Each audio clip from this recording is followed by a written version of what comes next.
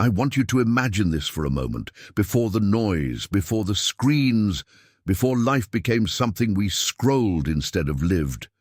If you're old enough to remember when time moved slower and days felt wider, this story is already yours. I'm speaking to the part of you that still remembers the sound of a song drifting from an open window, the feeling of warm pavement under bare feet, the quiet certainty that tomorrow didn't need to be planned to be good. I remember it like it was yesterday, even though decades have passed, and sometimes it feels like those years are calling me back, whispering, asking if I still remember who I was before the world sped up. The 1970s weren't perfect, but they were real in a way that's hard to explain now, and tonight I want to take you back there with me. Not as a history lesson, not as nostalgia for nostalgia's sake, but as a return to a feeling that shaped us forever. As I close my eyes, I can almost smell it again. The mix of fresh grass, vinyl records, cigarette smoke lingering in the air, and the faint sweetness of summer nights that never seemed to end. I remember walking down streets that felt alive yet quiet, where neighbors actually knew each other's names, where front doors were often unlocked, and where a simple wave meant something. There was a kind of freedom then that didn't need to be announced. It lived in the spaces between things, in long afternoons, in unplanned conversations, in the way music seemed to speak directly to the soul. If these memories stir something inside you, stay with me. And if you haven't already, subscribe to this channel so we can keep revisiting the good things, the forgotten things, the moments that made life feel full. Think of it as a place to remember together. When I think back, I don't remember life as a series of events. I remember it as a texture, a mood, a rhythm. The crackle of a record needle finding its groove felt like a small ceremony, a promise that something meaningful was about to happen. Music wasn't background noise. It was a companion, a teacher, sometimes even a form of prayer.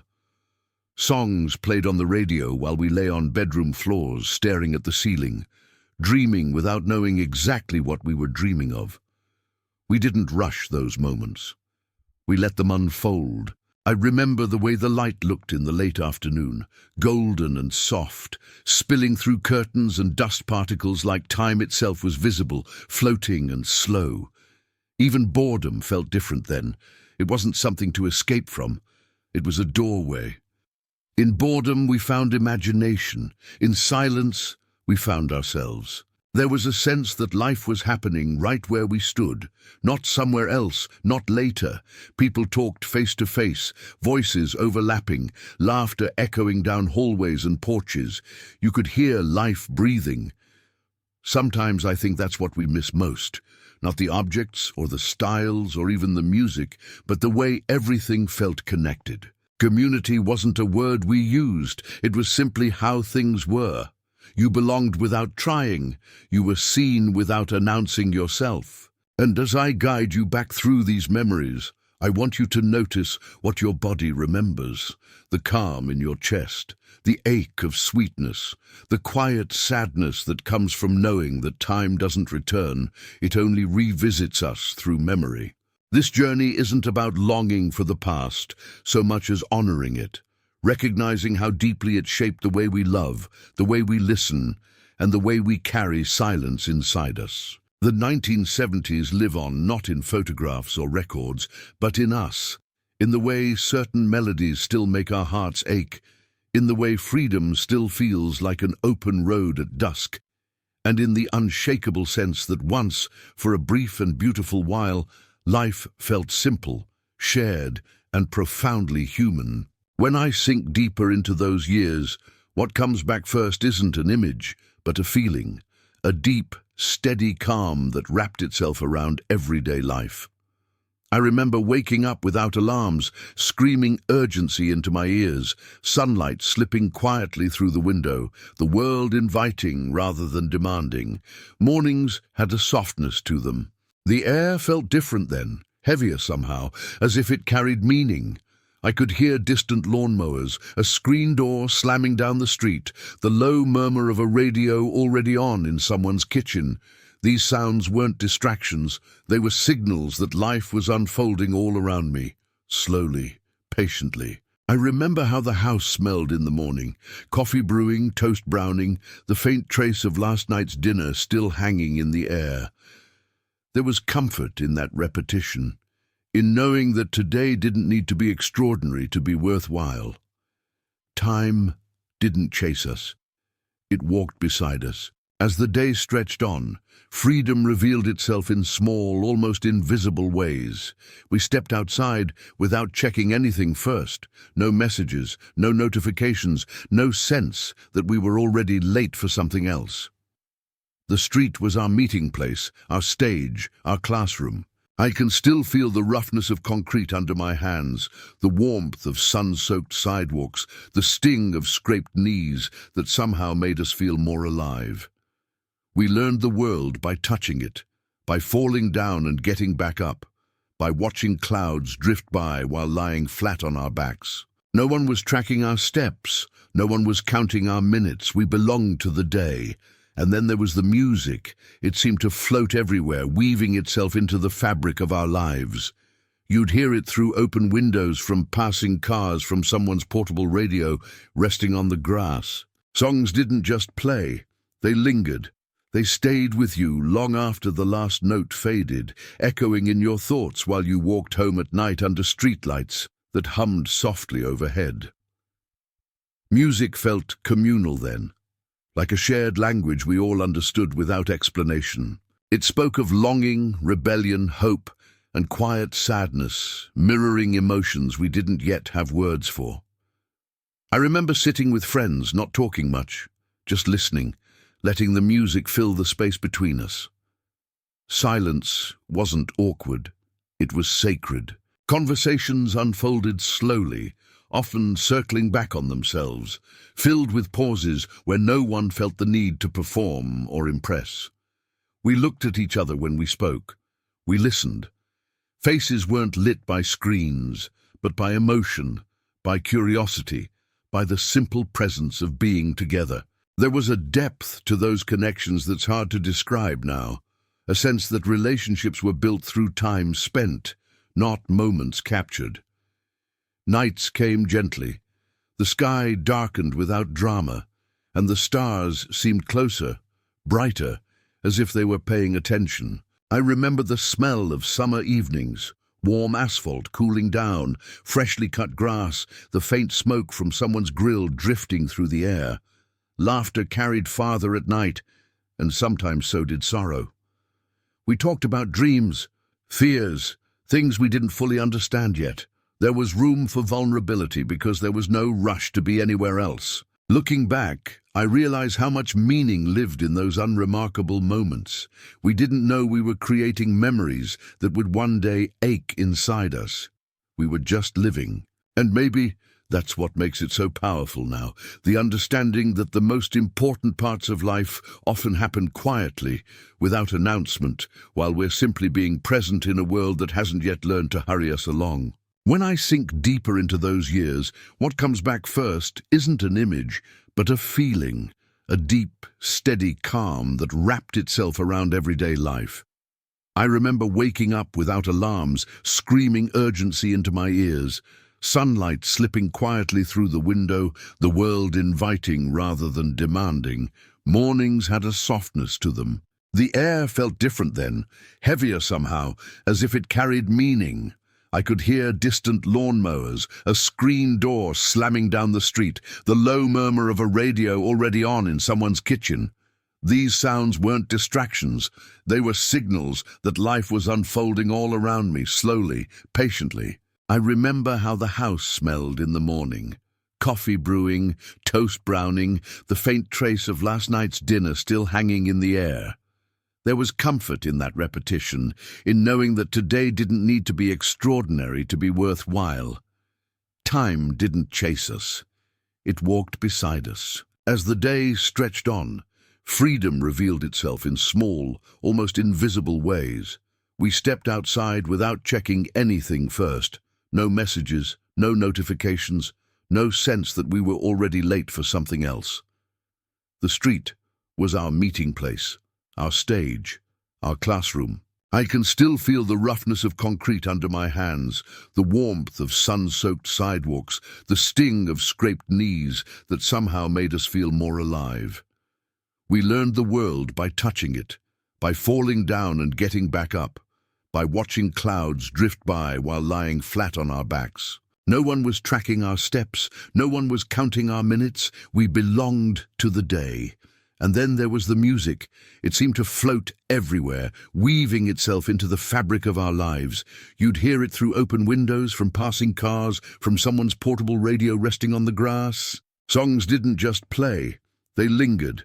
They stayed with you long after the last note faded, echoing in your thoughts while you walked home at night under streetlights that hummed softly overhead.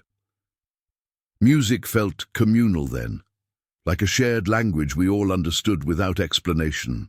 It spoke of longing, rebellion, hope, and quiet sadness, mirroring emotions we didn't yet have words for. I remember sitting with friends, not talking much, just listening, letting the music fill the space between us. Silence wasn't awkward. It was sacred. Conversations unfolded slowly, often circling back on themselves, filled with pauses where no one felt the need to perform or impress. We looked at each other when we spoke. We listened. Faces weren't lit by screens, but by emotion, by curiosity, by the simple presence of being together. There was a depth to those connections that's hard to describe now, a sense that relationships were built through time spent, not moments captured. Nights came gently. The sky darkened without drama, and the stars seemed closer, brighter, as if they were paying attention. I remember the smell of summer evenings, warm asphalt cooling down, freshly cut grass, the faint smoke from someone's grill drifting through the air. Laughter carried farther at night, and sometimes so did sorrow. We talked about dreams, fears, things we didn't fully understand yet. There was room for vulnerability because there was no rush to be anywhere else. Looking back, I realize how much meaning lived in those unremarkable moments. We didn't know we were creating memories that would one day ache inside us. We were just living, and maybe that's what makes it so powerful now. The understanding that the most important parts of life often happen quietly, without announcement, while we're simply being present in a world that hasn't yet learned to hurry us along. As night settled fully into those years, I remember how darkness felt less intimidating and more like a companion. The 1970s nights were not filled with glowing screens or constant stimulation.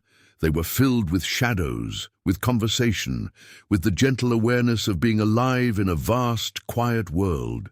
I can still feel the cool air brushing against my skin as I stepped outside after dinner, the smell of earth rising up as the ground released the day's warmth. Streetlights cast soft halos on the pavement, and those pools of light felt like small islands of safety in a sea of darkness. We moved between them slowly, unafraid, because fear had not yet learned how to follow us everywhere. I remember sitting on front steps or porch swings, listening to adults talk in low, steady voices, stories flowing without urgency. Their words carried weight, shaped by experience, and even when I didn't fully understand them, I felt their truth settle inside me. Laughter came easily then, deep and unforced, the kind that rises from the chest and lingers in the air. Sometimes there were long pauses where no one spoke, and no one felt the need to fill them. The night held us gently. I remember the smell of tobacco smoke curling into the darkness, the glow of a cigarette briefly illuminating a face, then fading again. Even those small, fleeting lights felt meaningful. Inside, lamps cast warm circles on walls and floors, and the rest of the room disappeared into shadow. Homes felt like shelters for the soul, places where the world slowed down enough for reflection. We played board games, argued about nothing in particular, or simply sat together, sharing space without explanation. Television existed, but it did not dominate. It was something you chose, not something that chose you. And when it was turned off, the silence that followed felt rich, not empty. I remember lying in bed, listening to the house settle, each creak and sigh a familiar sound that signaled safety. My thoughts wandered freely, unpulled by outside demands. I wondered about the future in abstract ways, who I might become, what the world might look like. But those questions didn't carry anxiety. They felt open, full of possibility. Dreams came easily, fed by days that were allowed to unfold naturally. There was a sense that life had seasons, and that each one deserved to be lived fully before moving on. Music often followed us into the night, playing softly in the background or echoing faintly from a nearby house. Songs felt like companions on the journey inward, guiding us through emotions we were only beginning to recognize. There was sadness, yes, but it wasn't overwhelming. It was woven gently into life, accepted as part of being human. We learned early that joy and sorrow could exist side by side, that neither cancelled the other out. As I think back now, what strikes me most is how safe the world felt on an emotional level. Not because nothing bad ever happened, but because we faced it together, in person, with shared glances and quiet understanding.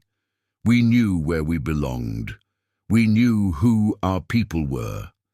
That sense of belonging wrapped around us like a blanket, softening the edges of life. When I compare it to now, I feel a gentle ache, not bitterness, but a longing for that emotional simplicity, that trust in the rhythm of days and nights. The 1970s taught us that meaning didn't have to be loud or dramatic. It lived in the ordinary, in the slow evenings, in the shared silence under dim lights. And even now, decades later, when the world feels too fast and too bright, I can close my eyes and return to those nights, letting their calm remind me of who I was and who, in some quiet way, I still am. As the memories continue to unfold, I find myself drawn to the people because the 1970s were defined not by technology or trends, but by faces, voices, and the spaces between them. I remember how adults seemed larger than life then, not in power, but in presence. They carried stories in their posture, in the way they paused before speaking, in the lines around their eyes that hinted at joys and sorrows we hadn't yet known. Conversations weren't rushed. Words were chosen carefully, and listening was considered a form of respect. I remember sitting at kitchen tables late into the evening, the surface worn smooth by decades of use, cups leaving faint rings that no one bothered to wipe away immediately. Coffee was poured slowly, refilled without asking, as if hospitality was an instinct rather than a gesture. The hum of the refrigerator, the ticking of a clock on the wall, these sounds formed a quiet soundtrack to moments that would later become sacred in memory. Neighbors dropped by unannounced, and it never felt like an intrusion. It felt like life happening naturally. Doors opened, chairs were pulled out, and space was made without hesitation.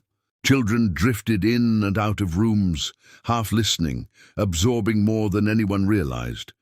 We learned how to be human by watching how others treated each other, how disagreements ended in understanding, how forgiveness was practiced face to face, how affection was shown through actions more than words. I remember the warmth of community gatherings, the smell of home-cooked food filling the air, laughter rising and falling like waves.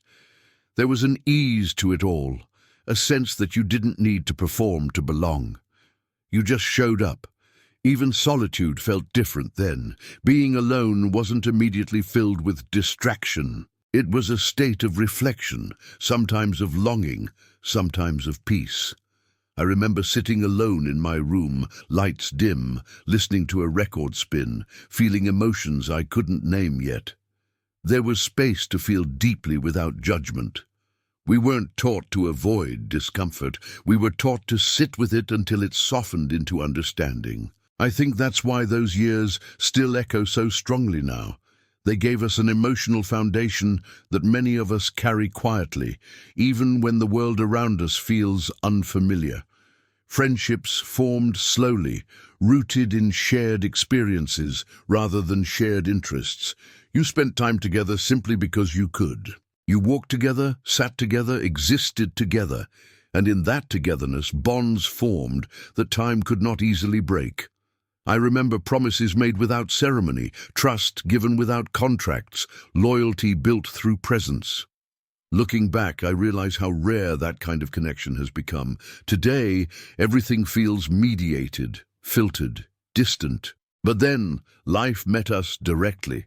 It looked us in the eyes. It asked us to be present, and in return, it gave us a sense of belonging that still lives inside us. As these memories surface, they bring with them a quiet gratitude, mixed with sadness, yes, but also with pride. We lived through something special. We were shaped by a time when humanity moved at a pace the heart could keep up with.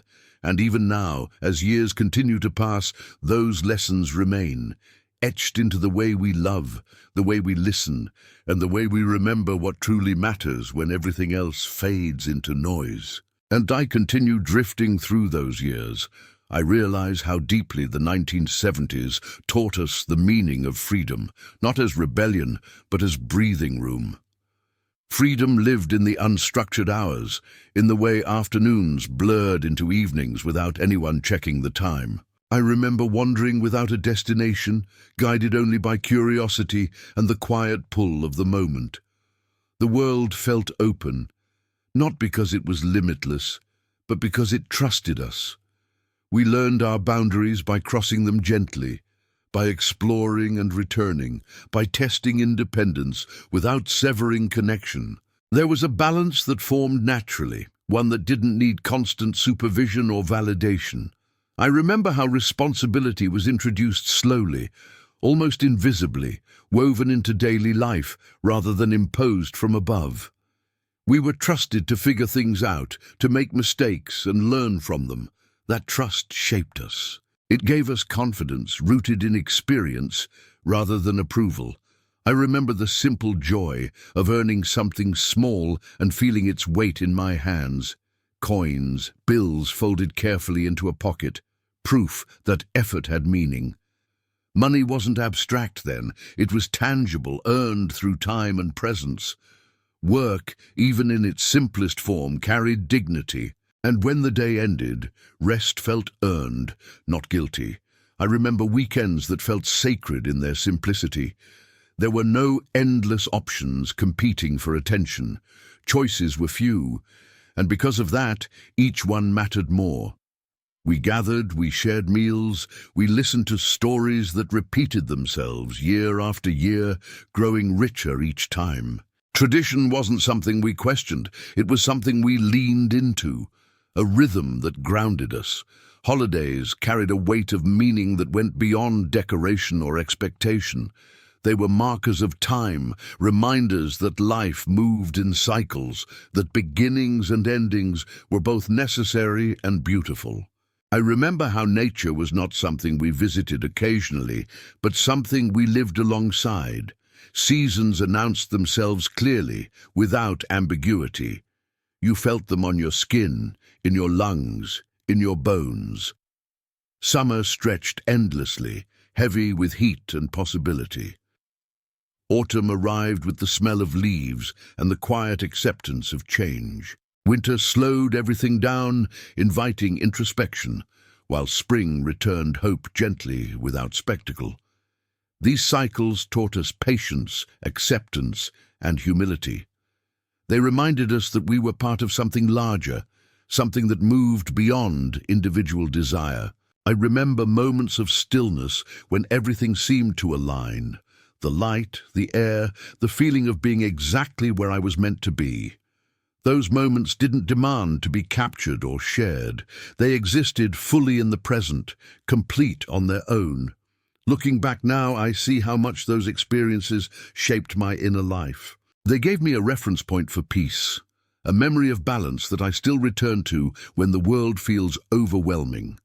The 1970s weren't a paradise, but they offered us something rare, the chance to grow without constant interruption, to discover ourselves slowly, in dialogue with the world around us. And as these memories continue to surface, they remind me that true freedom is not about having everything, but about having enough and knowing how to be grateful for it. As the years keep unfolding in my mind, I begin to remember how emotions were experienced differently in those days, less analyzed and more simply lived. In the 1970s, feelings weren't something we immediately tried to explain or label. They were something we allowed to pass through us. I remember moments of sadness that came quietly, often in the late afternoon when the light began to fade and the day seemed to exhale.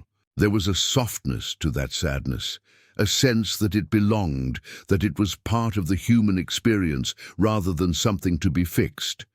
We didn't rush to escape it. We sat with it, sometimes alone, sometimes together, letting it teach us something about ourselves.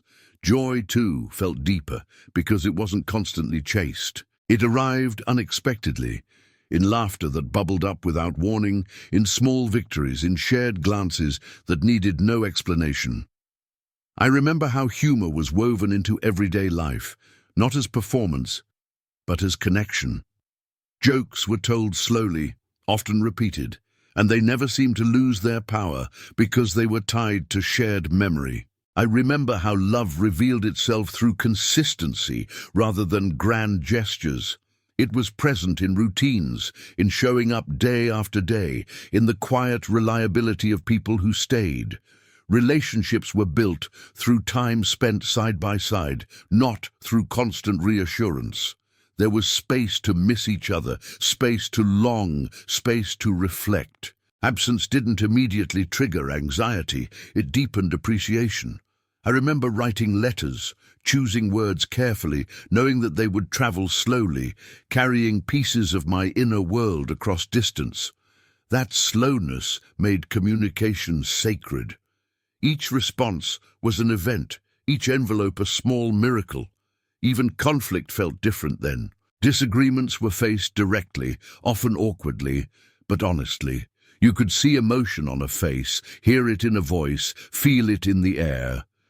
Resolution came through conversation, through time, through understanding rather than avoidance.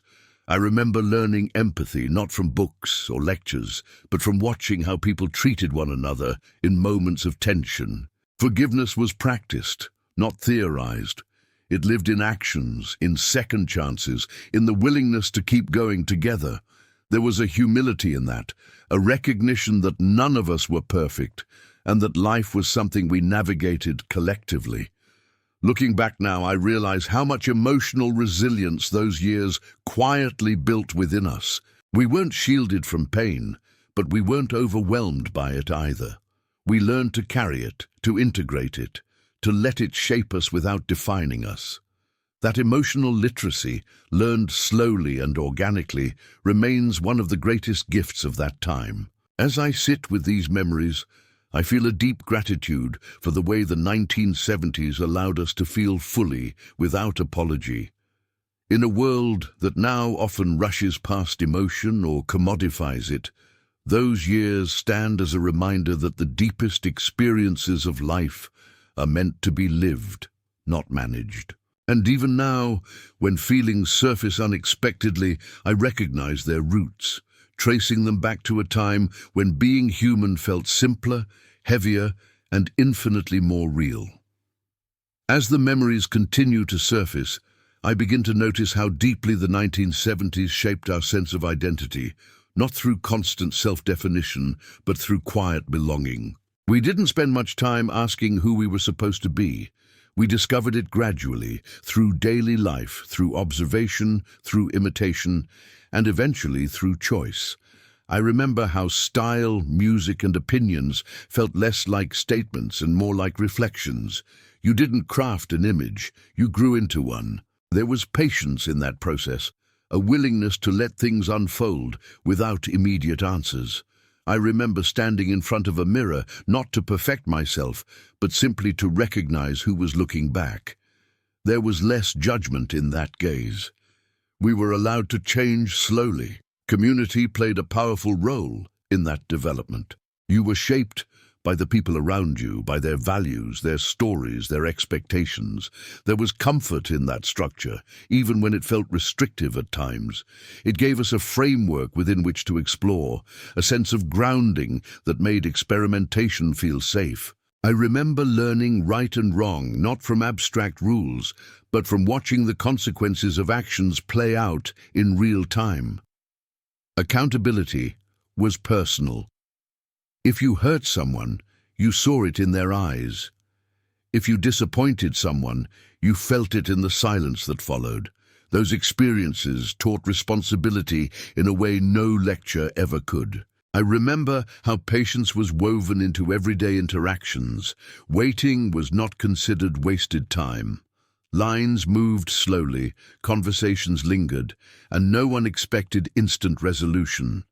In that waiting, reflection happened naturally.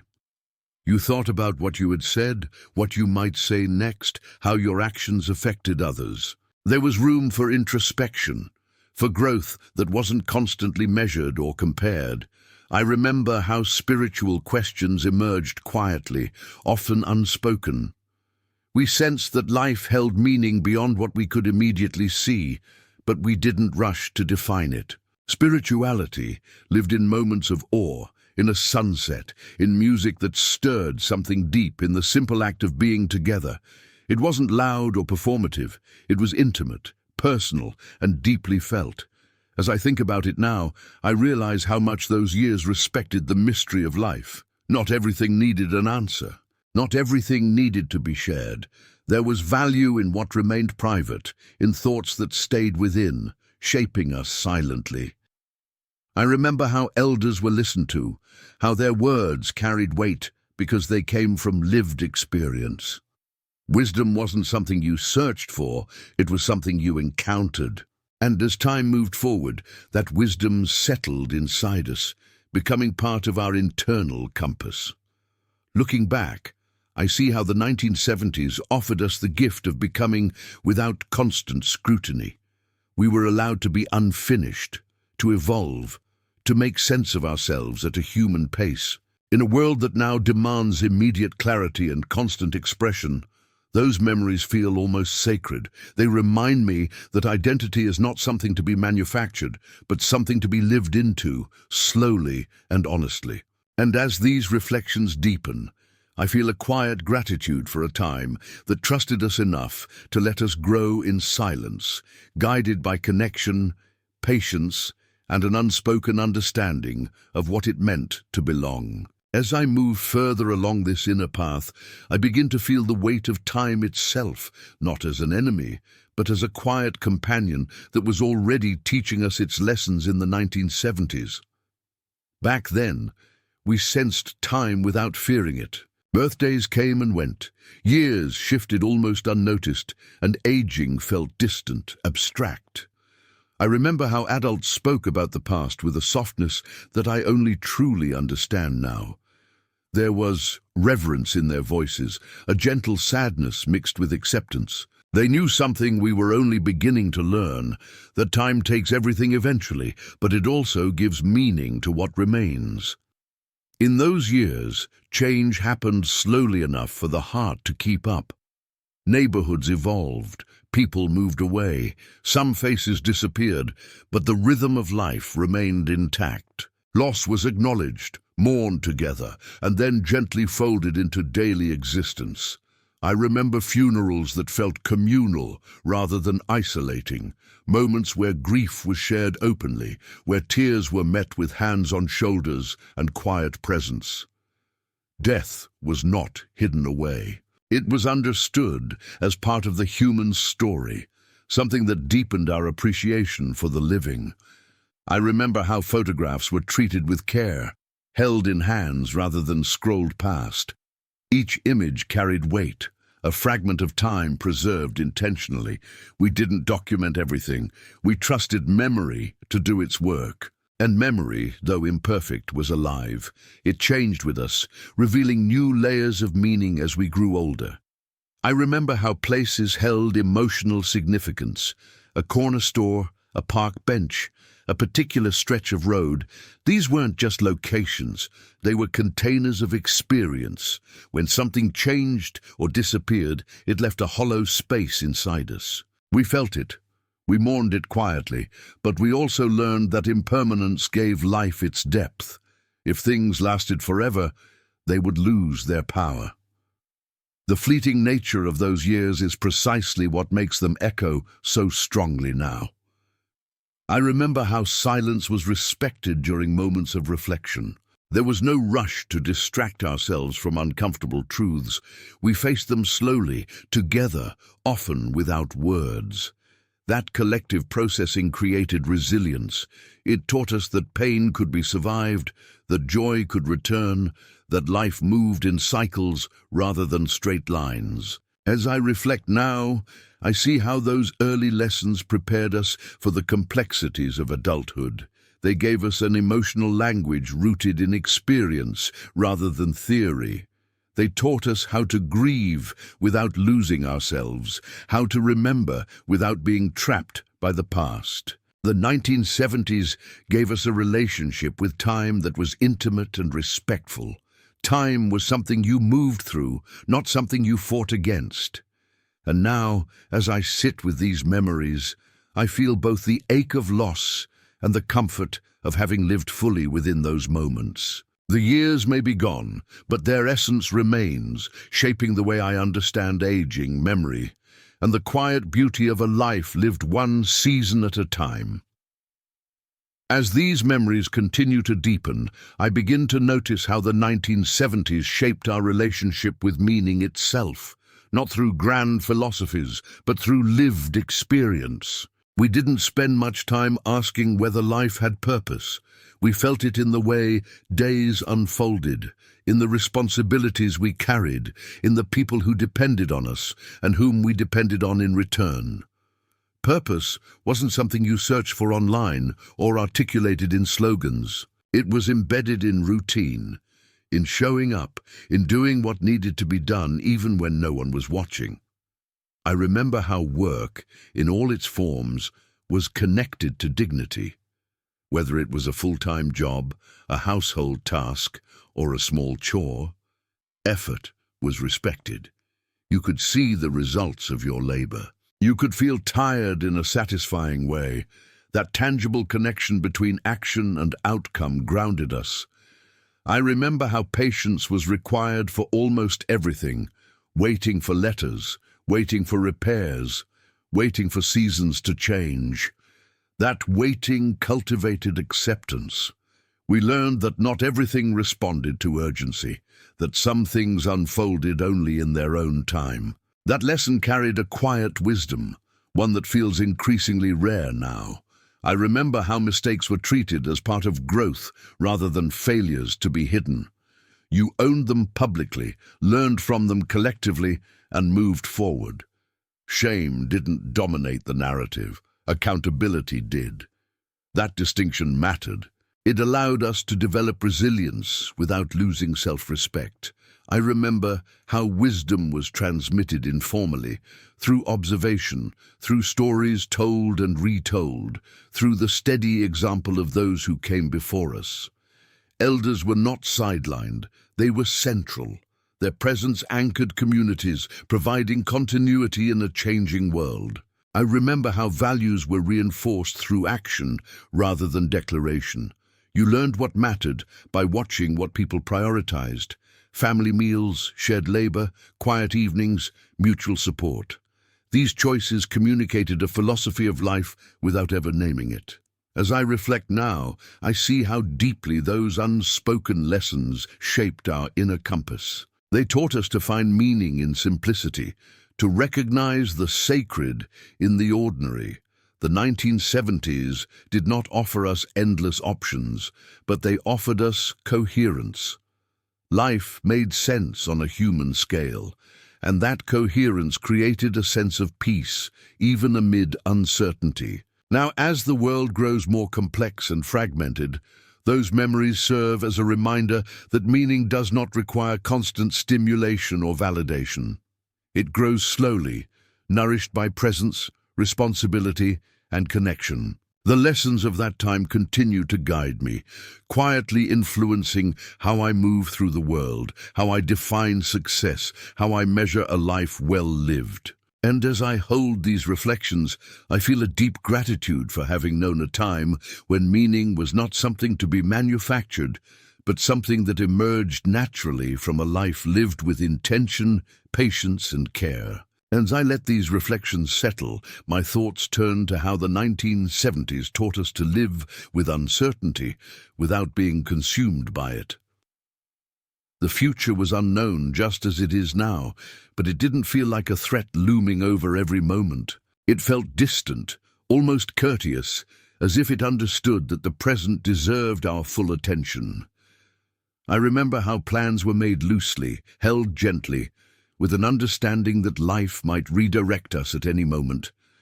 And when it did, we adapted. There was a quiet resilience in that flexibility, a trust that things would somehow work themselves out. I remember moments of waiting that today might feel unbearable, waiting for news, waiting for answers, waiting for people to arrive. And yet those pauses were filled with thought, with imagination, with conversation. Waiting was not empty. It was alive. It gave us time to consider, to anticipate, to hope. Hope itself felt different then. It wasn't frantic or desperate. It was steady, grounded in the belief that effort mattered and that tomorrow, while uncertain, was still worth preparing for. I remember how fear existed, of course, but it was localized. It belonged to specific situations, not to life as a whole. We worried about real things, tangible things, and when those worries passed, they released their grip. Anxiety had not yet become a constant background noise. I remember sleeping deeply, dreams unfolding slowly, my mind unburdened by the endless stream of information that now demands our attention even in rest. I remember how conversations about the future often happened late at night, voices low, words chosen carefully. There was curiosity rather than panic, a sense that whatever came next would be met together. That collective confidence mattered. It reminded us that we were not alone in facing the unknown. I think often about how that mindset shaped our nervous systems, our capacity to remain calm under pressure, to trust our ability to endure. The 1970s gave us space to develop inner strength without constant alarm. And now, looking back, I see how valuable that gift was. It taught us that uncertainty is not the enemy of peace. Impatience is. When I carry those lessons into the present, they soften the edges of modern life. They remind me to slow down, to breathe, to resist the urge to fill every silence with noise. They remind me that life has always been uncertain, and yet beauty has always found a way to exist within it.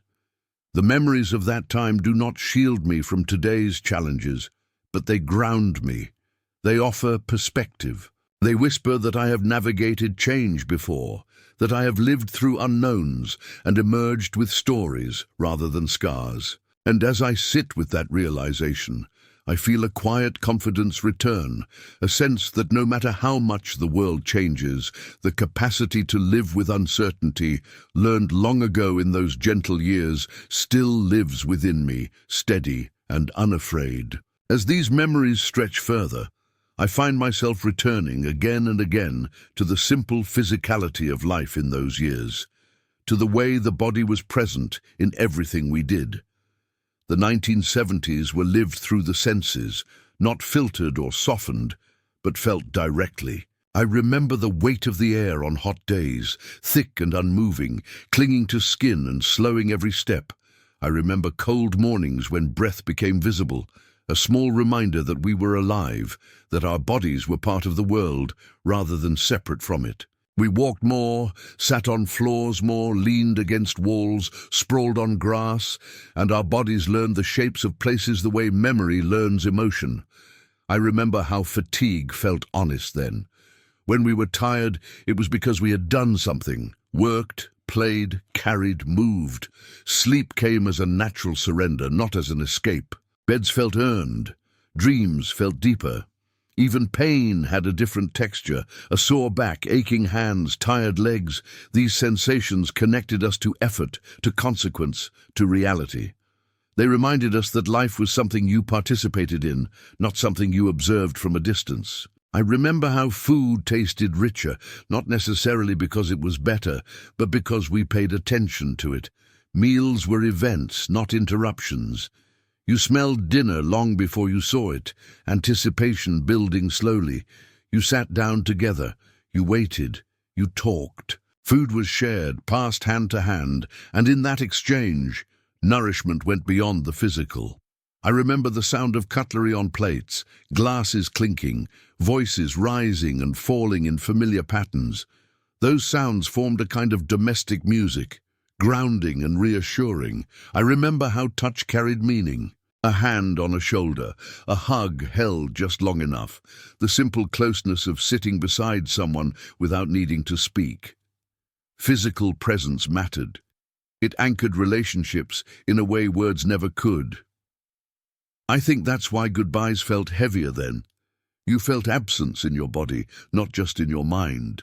Distance was real, and when someone returned, the reunion carried weight. It was felt, not announced. As I reflect now, I realize how much that embodied way of living shaped our emotional lives. Feelings were not abstract concepts. They were sensations. Tightness in the chest, warmth in the stomach, a heaviness behind the eyes. We understood ourselves through our bodies as much as through thought. That integration gave us a kind of wholeness that feels rare now. Today, so much of life happens in the mind, mediated by screens, disconnected from physical experience. But then, the body was always involved. It grounded us. It reminded us of our limits and our strength. And as these memories resurface, I feel a quiet longing for that kind of presence, for a life where being human meant fully inhabiting the body, trusting its rhythms, listening to what it had to say.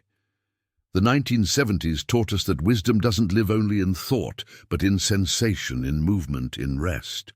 That lesson still waits patiently inside me, ready to be remembered whenever I slow down enough to feel instead of rush. As I continue through these recollections, I start to realize that the 1970s held a unique quality of stillness, a quietness that went beyond the absence of noise. It was a stillness that shaped the way we lived, a space between actions where everything was allowed to unfold without hurry. Life in those years was deeply connected to the rhythm of nature. Time was not a force that pulled us forward relentlessly, it was something we flowed with. There was an inherent understanding that everything had its season, and that season would come and go in its own time. I remember the smell of rain on dry ground, the coolness that swept in after a storm had passed. It wasn't just weather. It was a shift in the energy of the world around us. We breathed more deeply in those moments. We were part of something larger, something we didn't need to control.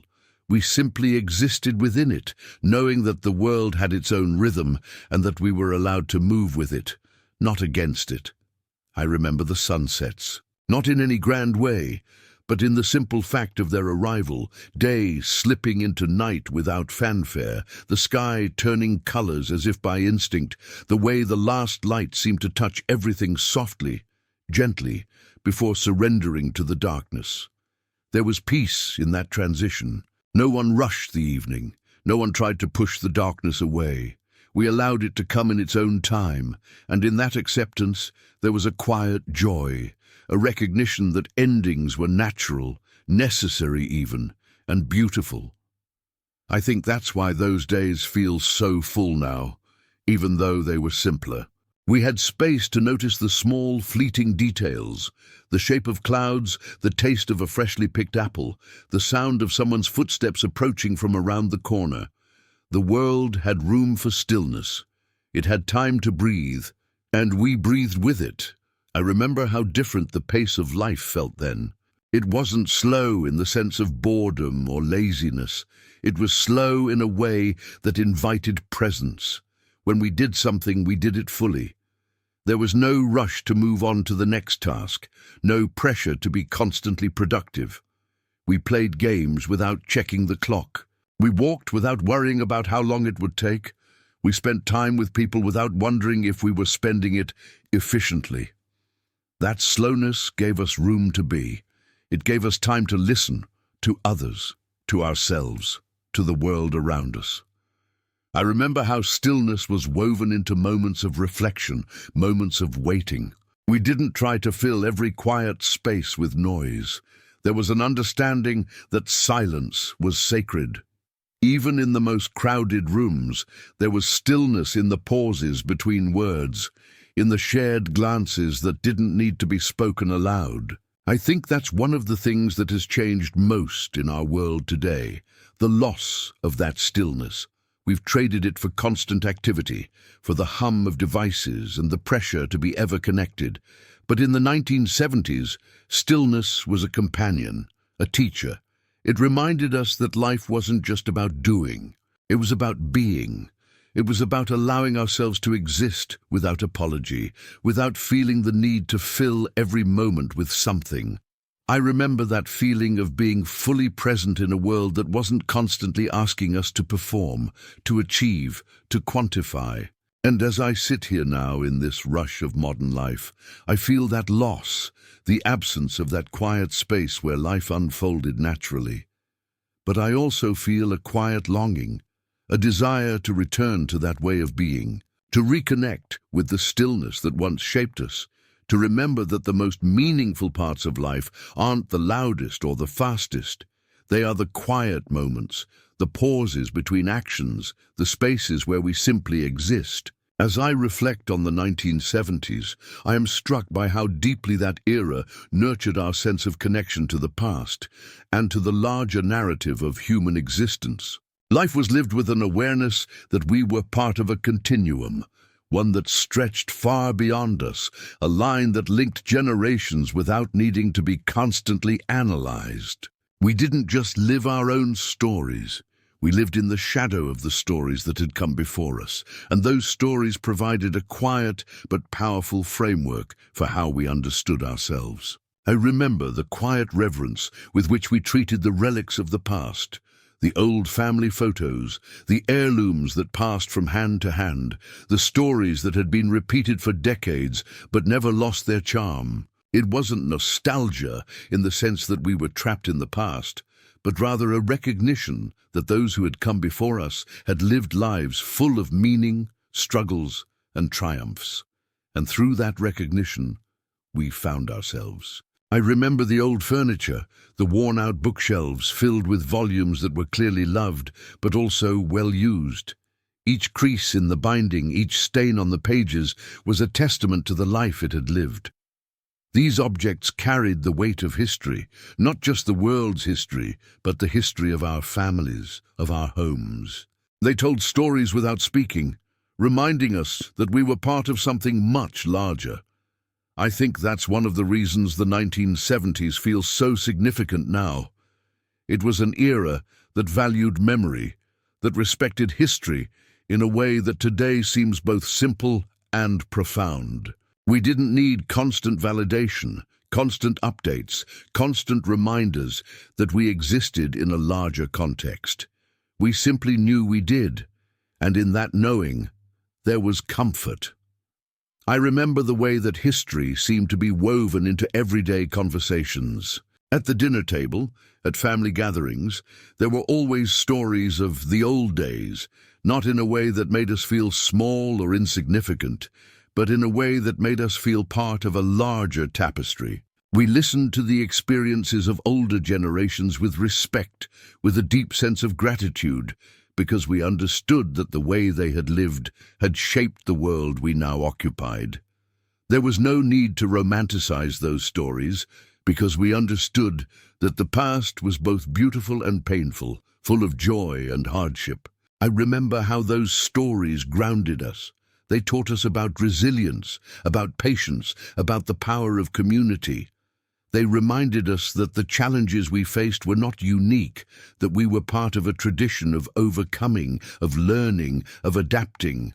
And that sense of continuity, of connection to the generations that had come before us, gave us a stability that the world today sometimes lacks. Now, in an age when everything feels fractured, when we are encouraged to define ourselves anew, constantly, it's easy to forget that we are part of something far larger than our individual lives. But in the 1970s, that sense of connection was woven into the very fabric of our existence. I remember how we respected the things that had endured, things that had survived the wear of time. They weren't just objects, they were symbols. They were reminders that what we did today would one day be remembered in one form or another. Whether it was the small, seemingly insignificant details of daily life, or the larger, more obvious markers of history, we understood that time moved both forward and backward. And in that movement, we found our place. Now, as the years continue to pass and the world continues to change, I find myself returning to those moments, to that recognition of continuity. The 1970s taught us that we didn't need to be constantly seeking newness. The past wasn't something to escape from. It was something to honor, to learn from, and to integrate into the way we lived. The lessons of the past were not relics, but living, breathing parts of our daily lives. And in remembering them, I feel both a deep gratitude and a quiet longing to be part of something that endures, something that connects us not just to our present, but to all the lives that have shaped who we are. The 1970s, in all their simplicity and depth, offered us that connection. And in that, there is both peace and purpose.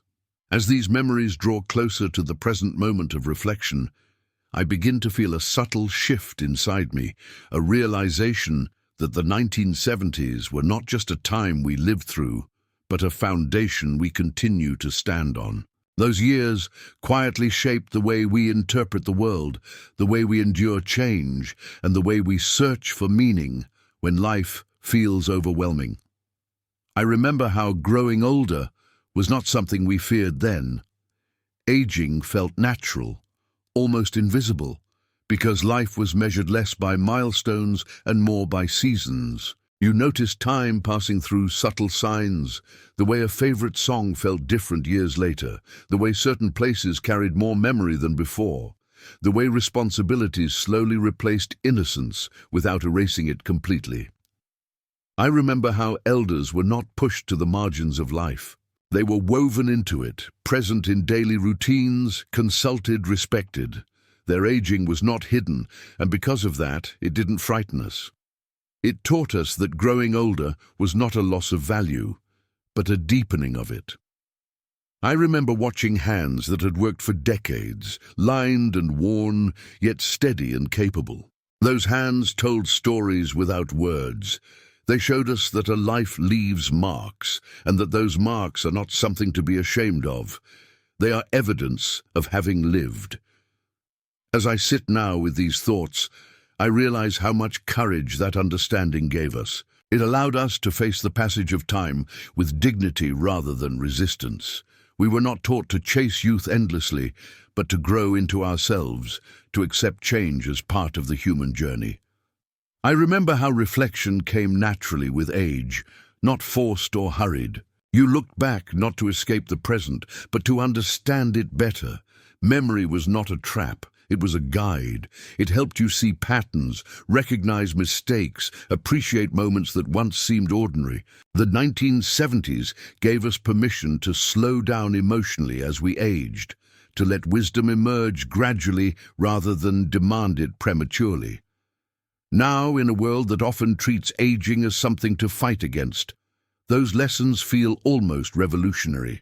I feel them surface when I allow myself to pause, to listen, to accept the pace my life has taken. I feel them when I recognize that not everything needs to be new to be meaningful. Some of the most valuable things in life are those that have endured, that have softened with time rather than worn out. As these reflections deepen, I understand that the true gift of those years was not the era itself, but the inner landscape it helped create. a landscape shaped by patience, by acceptance, by the understanding that life is not a race, but a passage. The 1970s taught us how to carry memory without being consumed by it, how to age without losing ourselves, how to honor the past while continuing to move forward. And as I prepare to let these memories settle, I feel a quiet reassurance take hold, a sense that no matter how much the world changes, the values formed in those gentle years still live within me, steady and enduring, guiding me through the later chapters of life with grace rather than fear. As I reach the end of this journey through memory, I don't feel an ending so much as a soft return to myself. The 1970s no longer appear as a distant decade, but as a quiet presence that has walked beside me all along, shaping the way I see, feel, and endure. I realize now that what we miss is not just a time, but a way of being in the world, a way that allowed life to breathe. We lived then with an unspoken trust in the unfolding of things. We didn't need constant proof that our lives mattered. Meaning revealed itself slowly, through presence, through connection, through the simple act of living fully where we were. I think about the people who filled those years, some still here, many gone now, their voices living only in memory. I feel their absence not as emptiness, but as depth. They left something behind in us, ways of speaking, ways of caring, ways of seeing the world that continue to surface when we least expect it. Sometimes it's in the sound of a song, sometimes in the way light falls at the end of the day, sometimes in a sudden stillness that reminds us to pause. I've come to understand that memory is not meant to trap us in longing, but to ground us. It reminds us of who we are beneath the noise, beneath the rush, beneath the endless demands of modern life. The 1970s taught us how to sit with ourselves, how to listen, how to be present without needing to be distracted. Those lessons remain, waiting patiently for us to return to them. As I look at the world now, faster and louder than ever, I don't feel bitterness. I feel perspective. I know what it feels like when life moves at a human pace. I know what it means to belong, to wait, to listen, to share silence without discomfort.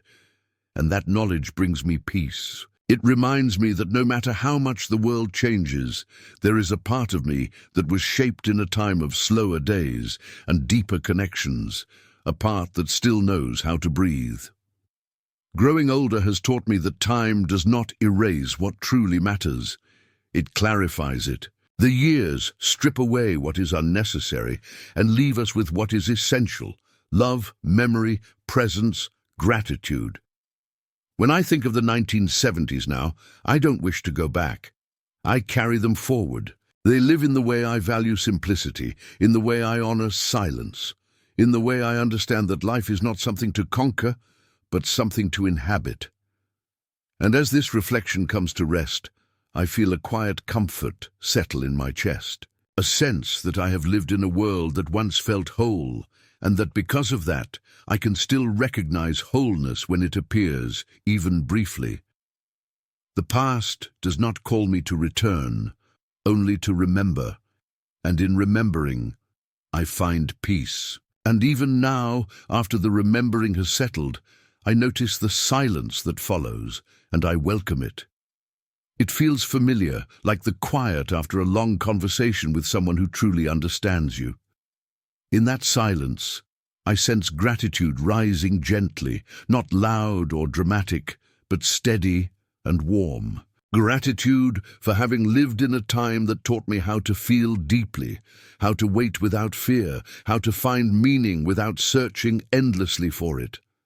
I understand now that the greatest gift of those years was not what they gave me materially, but what they shaped within me spiritually. A slower heart, a listening mind, a soul that learned early on that life does not need to be rushed to be rich. As the world continues to move forward, I carry that inner rhythm with me. It reminds me to pause when everything urges me to hurry, to remember when everything pushes me to forget, to choose presence when distraction feels easier. The past does not weigh me down. It steadies me. It whispers that I have already known peace, already lived it, and that I am allowed to return to it at any moment, simply by slowing down and listening. And with that understanding, I let these memories rest, not fading away, but settling into their rightful place inside me, where they will continue to guide me quietly, faithfully, for the rest of my days.